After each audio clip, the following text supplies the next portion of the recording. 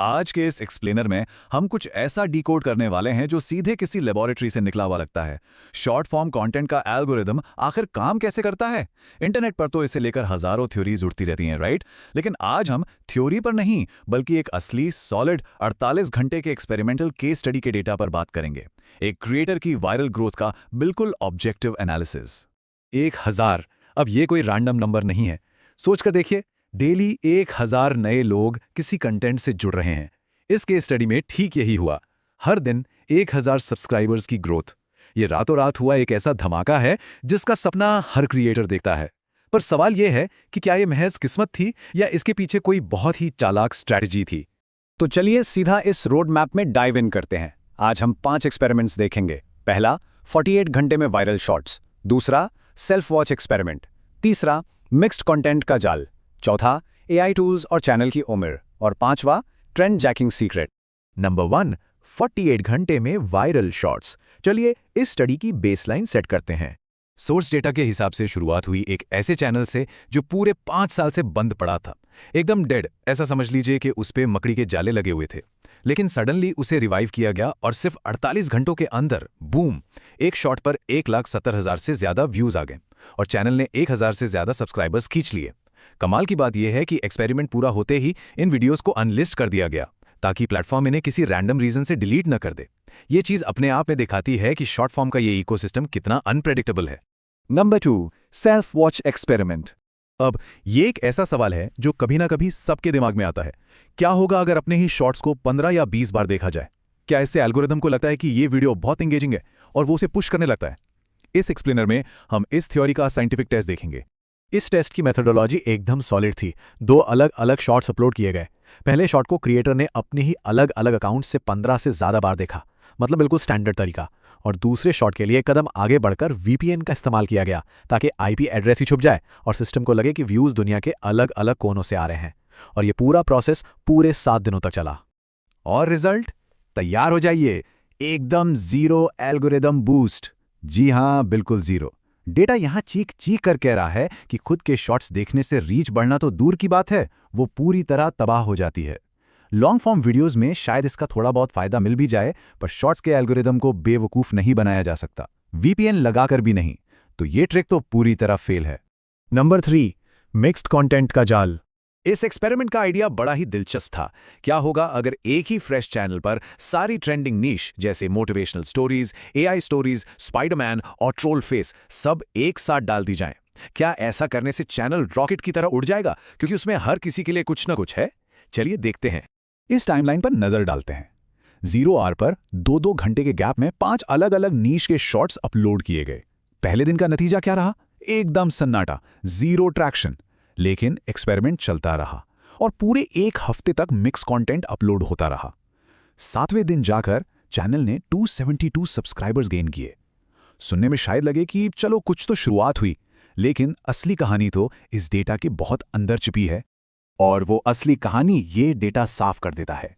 उन सभी अपलोड्स में से सिर्फ ट्रोल फेस वाले शॉट ने 30,000 व्यूज बटोरे और बाकी के एआई स्टोरी और स्पाइडरमैन वाले शॉट्स, उनके व्यूज लगभग 0 थे। ये कोई छोटा मोटा अंतर नहीं है।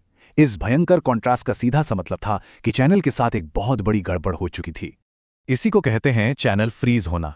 होता क्या है कि जब ऑडियंस किसी एक वायरल ट्रेंड जैसे कि ट्रोल फेस को देखकर सब्सक्राइब करती है, तो उसे स्पाइडरमैन या एआई में कोई इंटरेस्ट नहीं होता। जब उस पर अलग नीश का कंटेंट डाला जाता है, तो वही सब्सक्राइबर्स उसे इग्नोर कर देते हैं।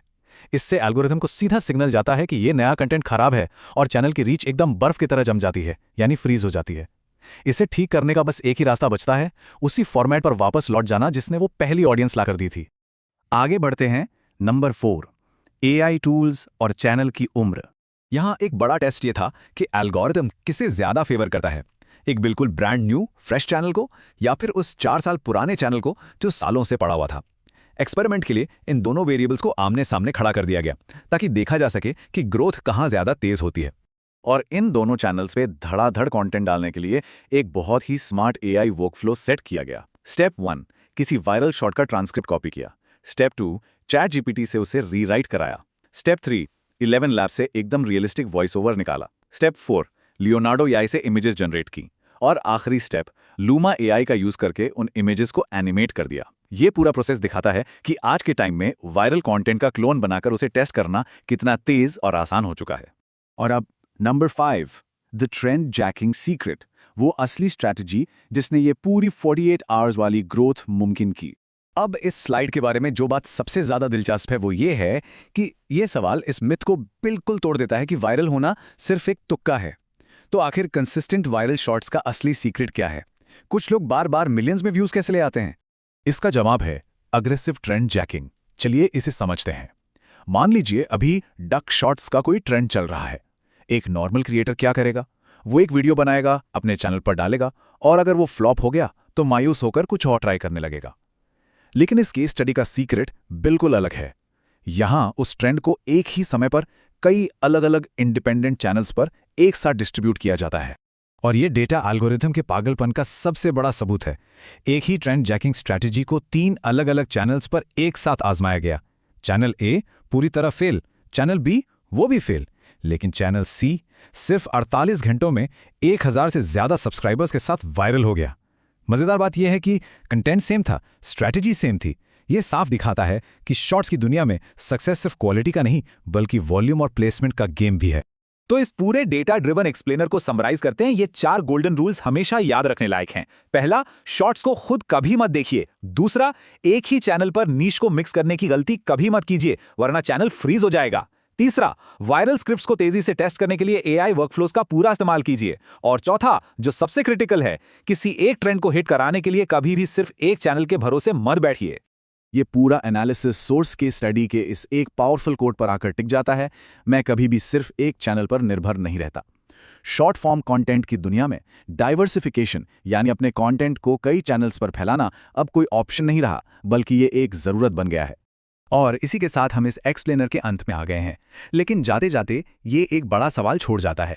अगर एल्गोरिथम बिल्कुल एक ही ट्रेंड और कंटेंट के लिए रैंडमली किसी एक चैनल को वायरल कर देता है और दूसरे को डुबा देता है, तो क्या फ्यूचर में सिर्फ सिंगल चैनल चलाने वाले क्रिएटर सर्वाइव कर पाएंगे? इस बारे में विचार करना बहुत जरूरी है। उम्मीद है कि इस डेटा ड्रिवन एनालिसिस ने शॉर्ट्स एल्गोरिथम को एक बिल्कुल नए नजरिए से समझने में मदद की होगी।